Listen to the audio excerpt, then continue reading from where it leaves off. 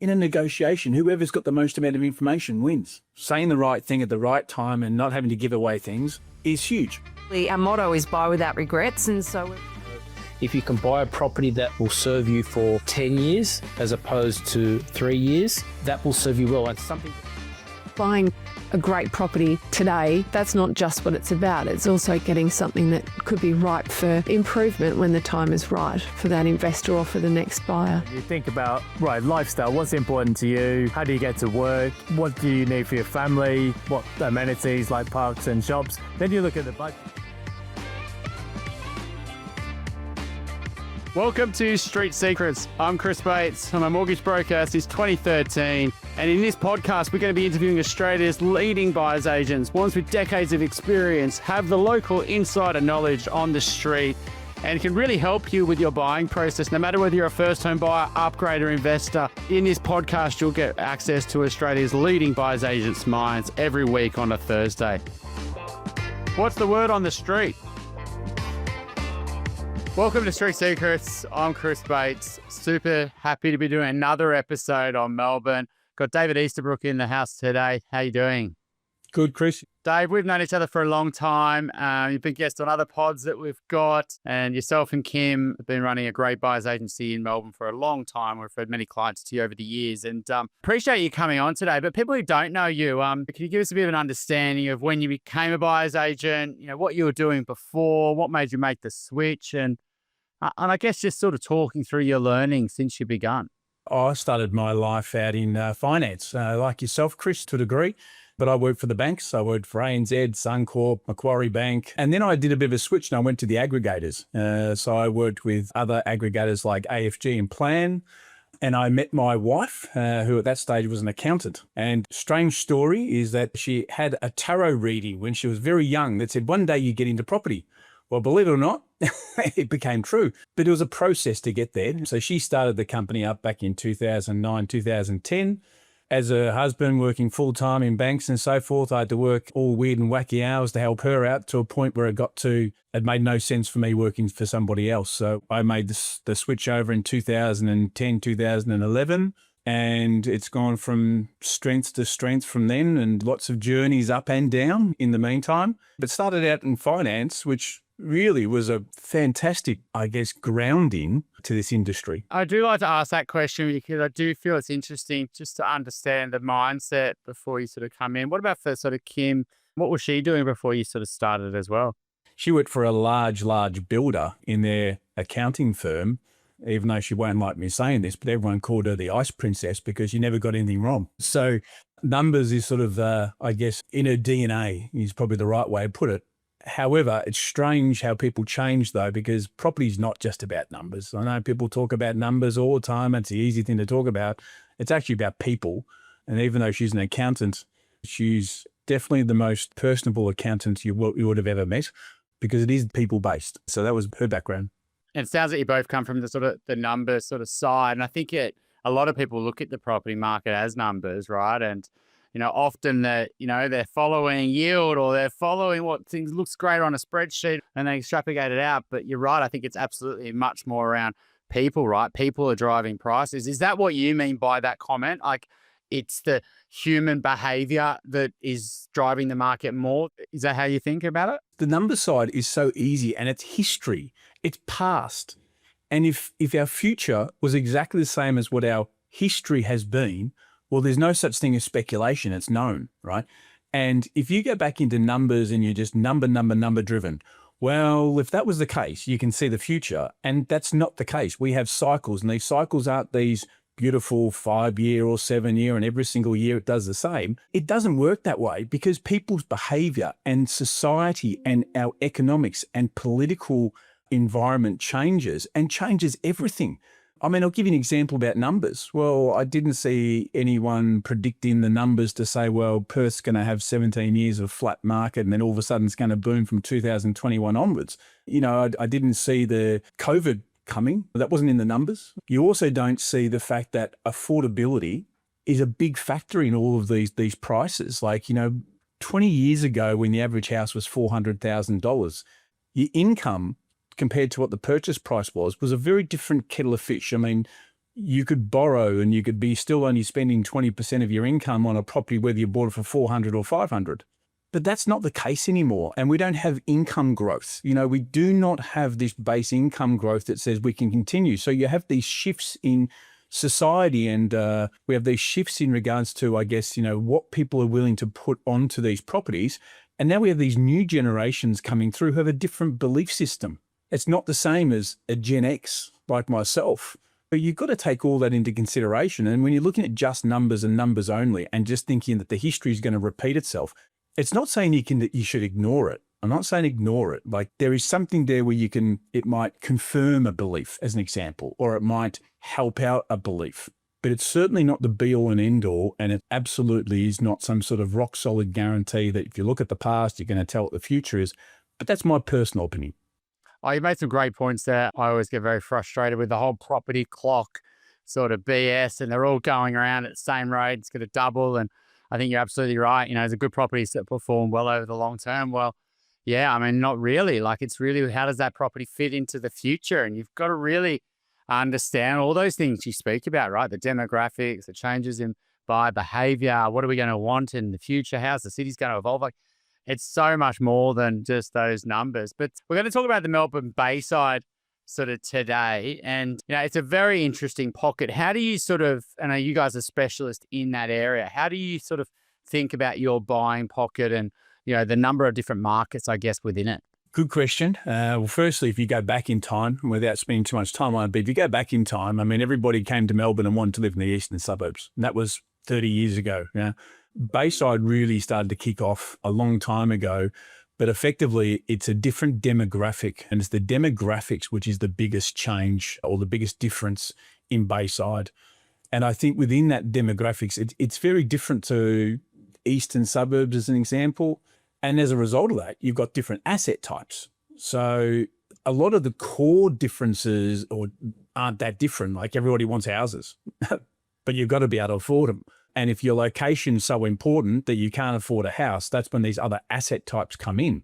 But again, as we mentioned before, there's all these other decisions such as, capital growth, et cetera, et cetera. But you can have all those points and belief systems you like. But if you can't afford it, you can't afford it. It finishes there. But I guess the Bayside area really is, there's a lot of nice people. Like, it's still an area you can go for a walk and people say hello in the street.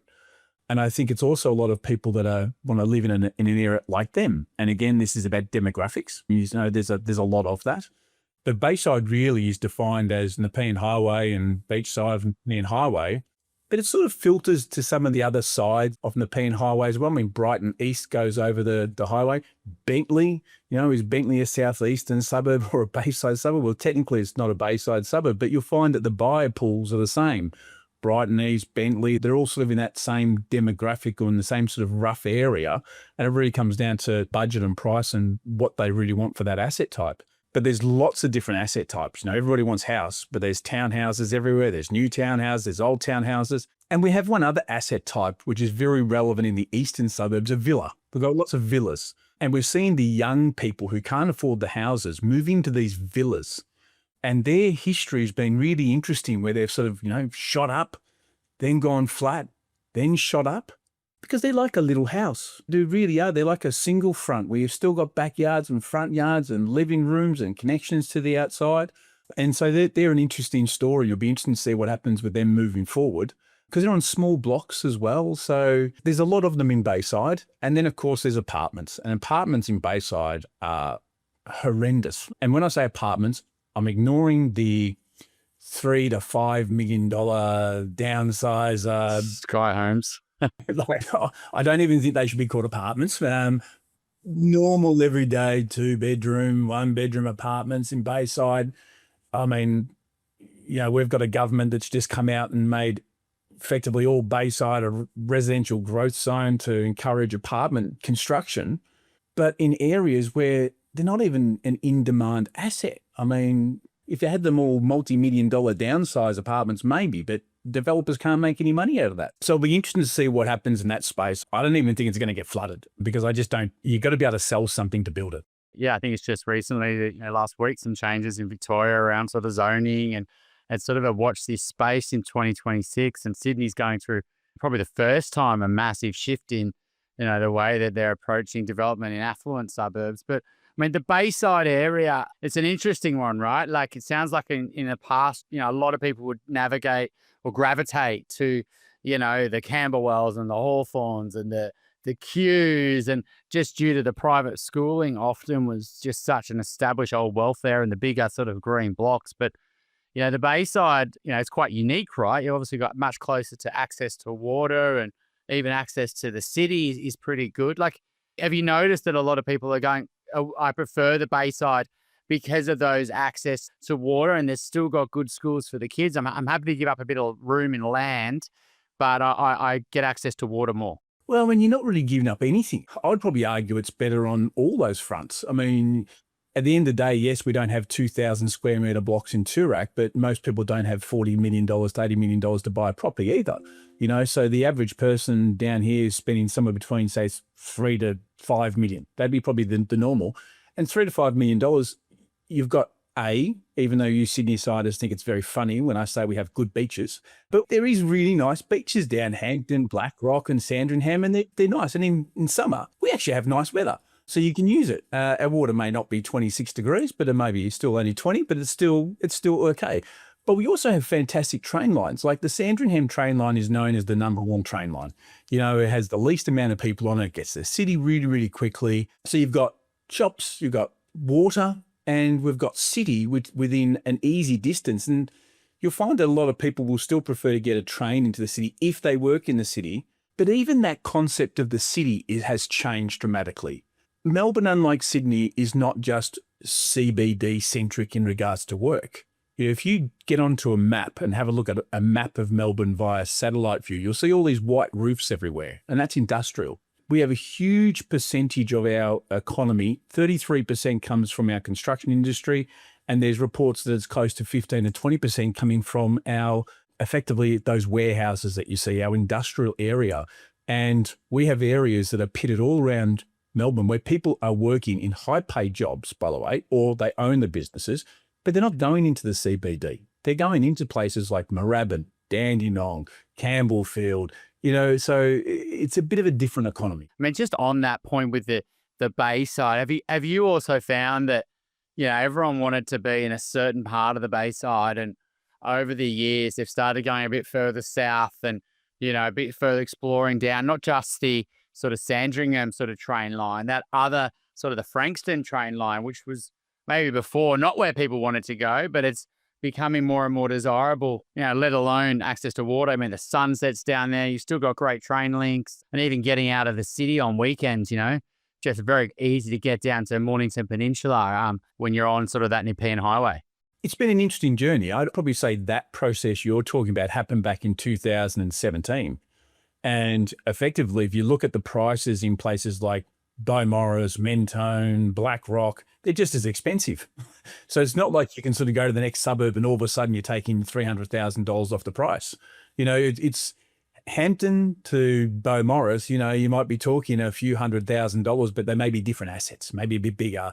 So you're not gaining much as in price-wise, by going down there, even though they're cheaper. So I'm not saying they're not cheaper, but they're not significantly cheaper. You're not taking $1 million off, as an example. And then you come to this natural boundary, and that natural boundary being Mordialloc. And from Mordialloc, if you go for a drive, it looks completely different. Mordialloc, Aspinall, Edithvale, Chelsea, they look completely different. They're not Bayside. They're out of Bayside. They don't look the same. They're not the same housing, hasn't gentrified anywhere near as much. And that big pricing push came in 2016, 17, 18, maybe 19.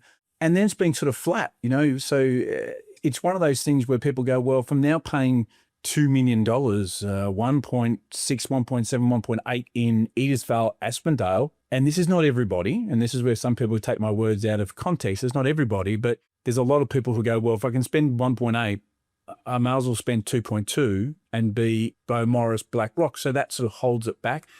Or the other alternative, if you or I were there with our family and, I've got 2 young little kids, do I want to go to Edithvale, Aspendale? And let's say, for instance, I worked in the city, or do I go to Bentley? Yes, it's not Bayside, but it's just over the road. It's the same sort of price. It's much closer. I can get an express train. Yes, Frankston line, but it's still fine. and I'm in the city in 18 minutes. So it's not just down. I would probably say there's more out that's really happening before it goes down. Yeah, it's interesting you say, right? So I think these are one of the things that great buyers agents do is basically help clients, not get pigeonholed in a certain pocket and, really good at understanding value in different pockets and alternatives. And I think that's where you can A, create more opportunity for yourself. So you're not looking for a needle in the haystack, and B, you can actually open up a different lifestyle you haven't considered, which you might absolutely love. But if you think about that sort of pocket, you mentioned there that Mordialic shift, which is a natural barrier. Obviously got a natural barrier with the ocean or the bay, you just can't build any more houses here. And, obviously you're talking about zoning there as well. And, obviously high density apartments has basically been wasting land in some sense, and it'll continue to waste land. So there's a real limit on supply, particularly when you take off like the Nepean, highway as well. Basically no one wants to live anywhere around that as well. So, what are some of the danger zones? You mentioned that sort of understanding the difference in the, Mordialic there. What's some other things, obviously in higher density apartments, but other things where people come into the Bayside and then they kind of make some mistakes that they go, oh, if only I bought this different type of asset here, I would have been much happier and had something that sold much better. Well, recently, so we'll talk now, I'd probably say it's the unrenovated houses is the big issue, because then people go, well, I'll renovate. And in 2019, I'd sit there and go, great idea. But today, by the time you've bought the house for X price and then you renovate, it would have been cheaper just to buy a renovated house. And it's not just the cost of what they think is the cost when they firstly do numbers. It's by the time you open up those boards and then all of a sudden you've got to do the subfloor, and then all of a sudden you see there's a little bit of rising damp in one corner. And I mean, I don't know if you've been to a nursery recently, but you can almost go overseas for the price of maybe a few plants. The cost of plants has just gone through the roof, but it's the cost of doing anything. And then what most people do is they don't do it. And if they do it, they don't do it properly. And there's sometimes these properties that have been unrenovated. And I'm not saying don't buy them. I'm just saying it depends on what type of personality you are. If you're doing it yourself, it's going to be a very different cost than if you don't know the difference between a Phillips head and a screwdriver. You're going to have a problem, because the cost now has got to a point where it's not about money. It's about, well, is that really the right value? Like, do you change over what you're looking for? Because you're going to live in an unrenovated property probably for the next 5 years. And then you may then go, stuff it, I'm going to sell it. And I think this whole unrenovated property, when really it's a family with 2 kids, they're young kids, and you're living in a house where there's no dishwasher and it's 1960s kitchen, you might be in a great location and go, oh, I'm in a great location, but you live in the house. You don't live on the street. You don't walk out the front and go, oh, I love this street, when you're going inside a house and you're not happy, you're not content, and you just want change all the time. It's not a lifestyle where you're really happy about. And so I think that's sometimes getting in to be a bit of a real problem, and people's expectations and what they can and can't do. I also think the other issue you're finding is going to townhouses versus houses. Now, if you're buying and you're going, capital growth is the most important thing, I want to make money out of a property, et cetera, et cetera, et cetera. Well, if you can afford it, go to a house. Absolutely. But if you can't afford it and you're an owner-occupier, there are some nice townhouses. Now, are you going to make the same amount of money? No, I do not believe you will, and I never do. That's just my personal belief system. But if you're an owner-occupier and you want to be in a location and you've got a nice property, it can be a great option, but not if you're thinking, okay, no, one of my big drivers is that I need to make money out of this property, which I agree with this belief system. If it's also a stepping stone, you go, okay, well, I'm 30 years old and I want to be living in a X amount of house when I'm older. Well, then that would be the worst advice in the universe because you're so far behind the 8 ball. But what if you're 45 or 50 and you go, I'm quite happy with this? Well, then that's an owner-occupier choice. It could be a good choice to be in that area as opposed to buying an old house, spending more than what you needed to. And so that's changed. I wouldn't have had that conversation. I wouldn't have said those words, 6, 7 years ago. I think it's a really good point. You've redirected it from, Bayside, but I think this is a national sort of challenge. It's absolutely the case in Sydney, the other parts of Melbourne as well. And, when the cost of renovation and the risk of costs also blowing out and the ability to actually finance it. And do you want to finance it at that new cost? And, can you afford to do it? Have you got the buffers to do it? Like, there is a bit of a belief and overconfidence in the past of, I'll just buy it and renovate it and flip it. And, and I think in their current world, it's really easy to overcapitalize or get stuck in a property where you're a bit of a prisoner. You've got the mortgage, you've got all the stress of a mortgage, and you got to keep working to keep paying the mortgage, but you're in a house, like you say, when you come home, that you really need to renovate, and it can, cause a massive divide in families. And, you basically bought the wrong house. It's probably a great investment. You still got good land, but you just haven't got something that's actually suits the life stage you're at. And, people can burn a lot of time, and you've got so much cost to buy. In Melbourne, they love to charge stamp duty at the highest rate, and, the cost to sell, and then you have to get out. The townhouse thing's an interesting one because you made a point at the start and you said there's townhouses and there's townhouses. And how do you think about that though, when you're navigating someone to look at this world? Because there is a huge variance in the quality of them, right? And you've got to be a little bit easier to assess the quality of the house, I would say, but you've got to be extremely careful when you move into townhouses, I guess. Well, I mean, I think this is also the difference between good buyer advocates and bad buyer advocates. I mean, we are in the industry of property. And so how can you be an industry expert if you don't understand property? That's number one. So in regards to what is a good property, what is a bad property, yes, there's floor plan and there's fit outs and those things, but there's also construction. The main thing of what you're buying is construction. And it's not that difficult to work out. But my point about townhouses is we hardly buy townhouses. And my point is about, I think that's where it's moving forward. And I think it is a matter of where people will start changing moving forward. Historically, we're going to try and get people into, I'd probably prefer someone buy a smaller house, if that makes sense, like a 500 square metre site as opposed to 700, but with a house they could live in for longer. So the townhouses is something moving forward, but on the quality of townhouses, this is half the issue because you have mum and dad, John and Ginny, who believe that they're, or maybe a developer who is not that experienced, who are buying a block of land, or they've got their own block of land that they bought in 1983 for $43,000. And then they go to a builder and they put two townhouses side by side. And of course, they just look at those numbers. But of course, these townhouses are veneer, they're blue board on the top. And even in Bayside, you can still get that because it's all the pretty fixtures and fittings that buyers look at predominantly. And that veneers that they're looking at, and I'll give an example, west facing blue board veneer, might have a nice little pretty render on it, might have a nice little timber board. That on the second level of a property with west facing, hitting west all day long in the summer, means it's an absolute cookbox and it's boiling hot. And in winter, it's just freezing cold. And you can tell what the difference is when you're looking at windows and you're looking how thick those windows are. But it's not just the window glass. It's the sealant around the window frames. When you're looking at the roof of the property and what sort of insulation is in those roofs, you can find out. We have building inspectors that we work for 16 years. I know what they look for. And like when we put through an instructions to an inspector, we don't have to put in there what's in the roof, because we want to know that, because that adds to that livability of it. The problem with townhouses, there's so many of these cheap box townhouses, that, by the way, they might be cheap in regards to construction. They're not cheap to buy and they're not cheap to build now, because the expensive ones are now so expensive you might as well buy a house. And then if you also consider the most important fact, townhouses are not going up in value, generally speaking. The agents can't sell them. The agents, if you look online and just look at data without opinion, they take longer to sell. If you speak to any agents in Bayside, they might run with one buyer. Yeah, one buyer. Now, they're not going to tell the buyer that, but they're running with one buyer, maybe two if they're lucky, right? So the demand's not there clearly. That's evident. And then if you then look at, well, okay, with these particular townhouses and the quality of those townhouses, how long? Like, are people buying it because they say one day I want to live in a townhouse? They're not. It's almost like, well, it will do. And real good quality townhouses, as I said before, are too expensive, where people go, well, I might as well buy a house in a different location. So we're in this moving target, which I don't know if there's an outcome. I don't think there will be a happy ending to it, in my opinion.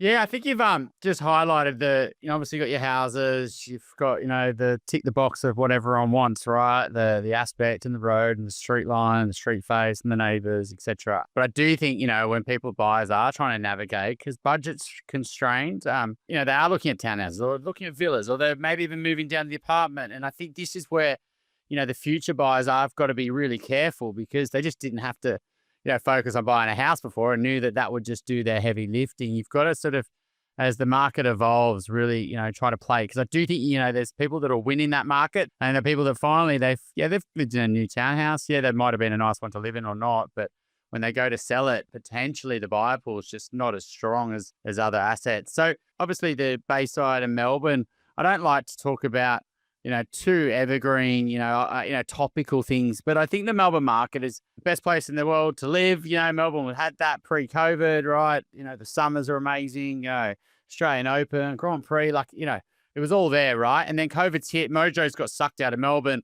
And, Melbourne's never going to come back is, the story, right? But is it really just like a fire in your mind that everyone's just sat on their hands? Affordability from a metric point of view has got much better in Melbourne, and people just haven't felt the need or the desire to upgrade because they've just been, I guess, still, a bit down in the doldrums, a bit under the COVID sort of weather. And, they haven't felt this FOMO. If they don't upgrade now, then they'll miss out. So the market's been frozen a bit in terms of prices, or where are you seeing it in the journey a bit?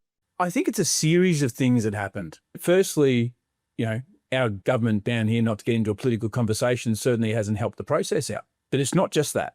It's also the fact that Perth and Brisbane started to boom. Investors in Melbourne have got equity, like we see now in Perth and Brisbane. And now we see these investors in Perth and Brisbane buying in Melbourne and Sydney.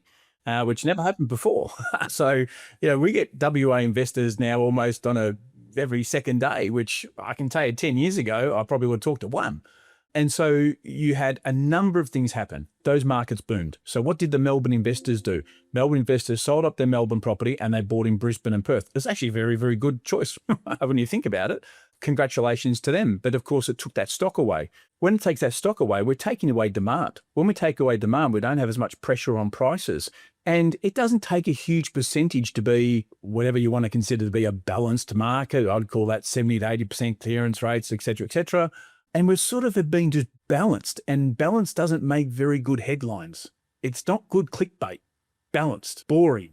No one's going to click on it to read that article. And so then in addition to that, you also then have, of course, yes, we increased our land tax. And if you think about how much the land tax was, it's called $1,000, not exact, but it's called $1,000. Does that really make someone go and sell an investment property? Well, they may say that's the reason why they're selling an investment property, but most people wouldn't sell an investment property because there's an extra $1,000 expense or even $2,000 expense or whatever it may be.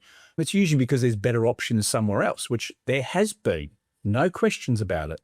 And then in addition to that, you then start to get a culture, a feeling, where people go, well, is it going to happen? And I listen to the media, I listen to everything else. And if you're buying here for investment, it's different. But if you're an owner-occupier and you live here, well, you are able to transact without, of course, having to pay too much more for your new property. But I'd probably say in regards to have things improved? Absolutely not. Our prices haven't gone backwards. I don't know too many areas where it's gone backwards. It's just either stayed flat. But we're buying properties today at the same price as 2021, which is the peak. If you go to places like Yarraville, as an example, very much 2021 now, pretty much the same prices. If you go to Bayside, 2021 to now, prices are definitely up. You put in their 4-bedroom family home, you're paying more, but not a lot more. And I believe that everything goes in cycles. And once everyone else has their little run, and this run happens over in Adelaide, this run happens over in Brisbane, and the cycles just sort of will eventually happen. When? Don't know. Don't have a crystal ball. But I think people still need homes to live in. The investors will come and go, but let's say they account for 30% of the market. Yeah, it's interesting, right? I think you've made a good point. Flooded the market with apartments. A lot of investors got burnt there, I guess, in Melbourne. You're right there. They're not selling because of the land tax. They're selling just because they've been poor performing investments. They finally decide to bail on that because they've got mortgages, let's say in Sydney or whatever it might be, and they could finally get out. And you know what? Even the people in Melbourne are like, I don't think this is working for me. I've got equity. I'll go and buy a house in Brisbane or Perth or whatever it is. And so, yeah, you get a lot more listings, a lot more sort of negative. But I think you're right. The owner-occupier market, though, obviously that drives the big booms, right? Particularly in house prices. Do you think it's just the fear of where, the height in 21, then obviously rates went up through the roof, affordability, obviously gets stretched and borrowing capacity gets stretched. A lot of other set of cities have still kicked on, but Melbourne was going from a higher base, right? Like Sydney, it's a similar story in some sense. But do you think it's just waiting for, though, there hasn't been this fear that if they don't upgrade now, then they won't be able to sort of do it? Like it's just really needs that almost FOMO to kick in and then be like, oh, actually, we are going to have to do an upgrade. We're better off doing it, now versus in 2030 or something. I think they'd do it anyway if it's an owner-occupied home. I just think that cycles are natural and normal. And I just think we're just going through a cycle. But we do have an issue with our government. So not a political conversation, it's an environment where I personally think that that's affecting things 100%. And I do believe that you have to understand these political environments to be realistic and go, well, why is that making a difference? Because it gives confidence. But the other part to this, even more than political, is interest rates. Like you can buy a property in a different state, which might be $1.5 million. Well, I challenge you to go to Sydney and try and find a $1.5 million 4-bedroom, 2-bathroom house on 600 square metres. But the point is that it also comes down to affordability. So when you start looking at this rates and affordability, it's the number one biggest driver. It's the absolute biggest driver. And we've got so much proof of it. Look at COVID, 2% interest rates, people borrowing like no tomorrow. And so they will spend more. And I think at the end of the day, though, those rates are so ridiculously unnatural that we really are at a natural rate now. Let's call it almost 6% thereabouts. If you go to one of the major banks, so you're getting 5.75, 6%, it's around that rate, right? It's very normal moving forward that's the normal rates. I mean, that's what the Reserve Bank's trying to pretty much make sure we are sort of paying thereabouts. And so when you start thinking about that, you start going, well, we've also had no income growth. I mean, there's reports to say that our income is very similar to what it was in 2010 plus a little bit. And now we have higher purchase prices. If you look at a graph and a curve, I don't think you need to be an economist or in property. The rich will get richer. Absolutely. That will definitely happen. But that middle ring prices, tough to move because you've got to have the income to service a $2 million debt times 4 or 5 times income. That's $1 million in income. To once you put in your car loan, your credit card, et cetera, million might be a bit of an exaggeration, but it's a big income you need to borrow these multi-million dollars worth of property. But that's what I think would happen. In terms of your role, and obviously the business evolved, maybe we're talking 15 years, right, if not more, and you've got a number of buyers agents now, which I do think that's one of the big advantages of firms like yourself is that you can cover more ground, you can see more open homes, you can have more conversations with agents and agencies, and you've got more of established presence, and the buyer's agent, the agency knows your firm, particularly not just because you've been around a long time, but you're also very much in the market. But, when you think about some of the learnings of, things you do in 2025 that you didn't do when you're a buyer's agent for 5 years, do you feel like every year you're getting quite a bit better? And what's some of those bigger things, the mistakes, I guess, you made early on that, you just wouldn't make them? Looking at external factors, why things will happen. Probably also taking a lot more time in understanding what someone really needs, and that's not what they say. They might come to us with certain budgets and different requirements, and I think you have to have the care to maybe have some of the tougher conversations up front. And if you have that, you get a better outcome. And sometimes you don't know what you don't know. And for us to assume that somebody comes and says, this is what I want, this is what I need. Now, some of the times that's correct. But the problem is you don't assume it. And I think what has happened probably in the last, say, 10 years is that care factor and making sure we really understand purpose in this whole process. I mean, we do what we call a fact find, which I'm sure you know those words extremely well. Haven't guessed where we got those from. But we do that fact find so we can ensure that we're not making assumptions, because it's very easy to make assumptions. Someone calls up, oh, yeah, I know what they're after. I would probably rate ourselves on that. Some of the other things that I guess that we do better now than we did in the past also is using each other as sounding boards, because you may think you understand what the situation is, but it's amazing what happens when, for instance, I may run it off one of the other advocates or Kim and go, hey, look, this is a scenario. I just want to sound it off. And you get slightly different opinions and it's learnings as well. And I guess that's also made us a lot better because we're a lot more considered. You're also not looking at transactions. Whether someone buys that property, another property, takes 1 month, takes 6 months, whatever it might be, it's about the client's best outcome, genuinely, not just words that sometimes people can use.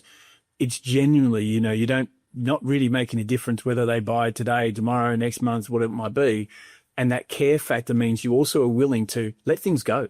You can play bluffs. You can probably play the game better because at the end of the day, whether the outcome is a purchase or not a purchase, and this is not the case for all properties. Like you've got some owner occupiers who just want that property full stop in a story, because then it comes down to the communication with them and the honesty with them, so they understand the situation. And I think they're the things that we have got really good at.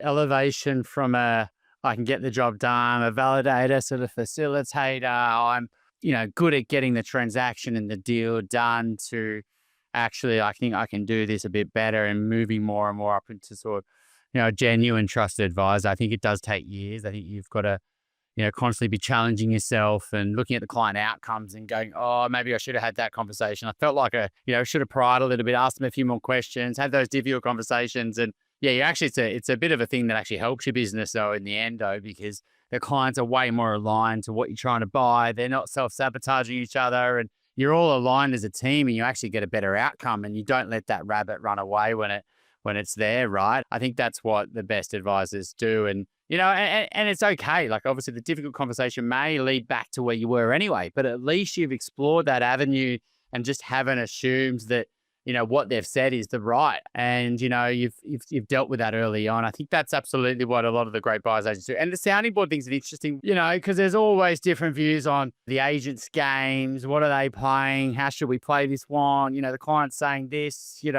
we do that internally as well. Look, our strategy team will do that on clients. Ben will often call me as I'm thinking about this. What do you reckon we should consider with the client? And I think it's a really powerful benefit, because it's so stressful, the property market. You have to have that real conversation with the client, high level of trust, because sometimes you really have to put the pedal to the metal, right? And everyone needs to trust each other. And timing. Like, when you talk about the 1%ers and so forth, it's not just understanding the game, but also understand the timing. And timing is art, not skill.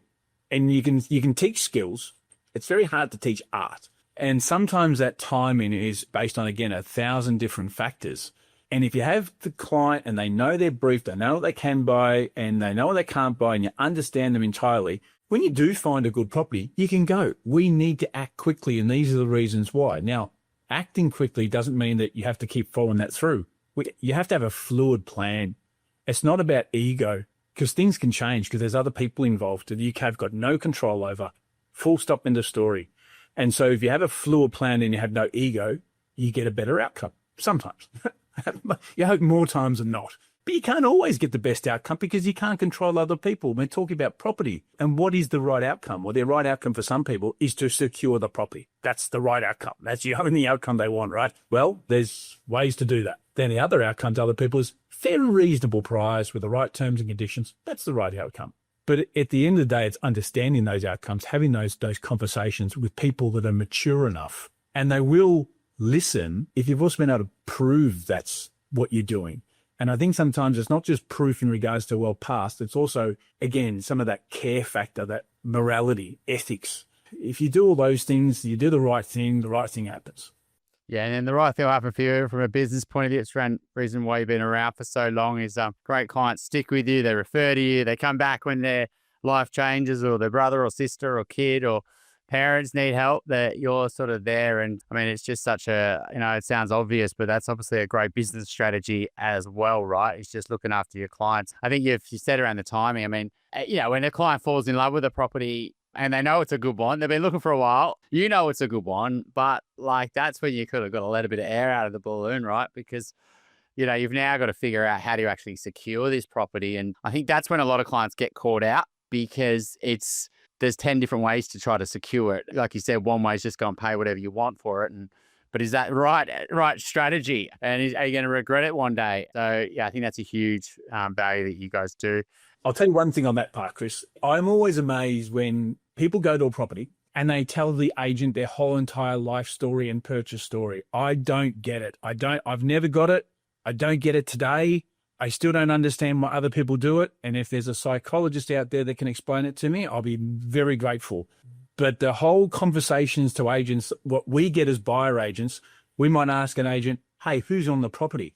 They'll be able to tell me the details. I'm talking like what properties they've been to, how many properties they've looked at, and give me the whole story on almost every single one of these buyers. And you're thinking, but what's the benefit in those people telling the agent any of these things? They believe there is a benefit, but there's not. And again, in a negotiation, whoever's got the most amount of information wins.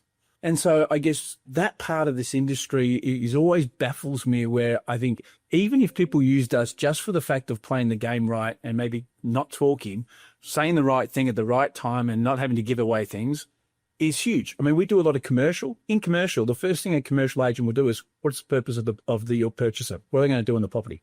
Number one.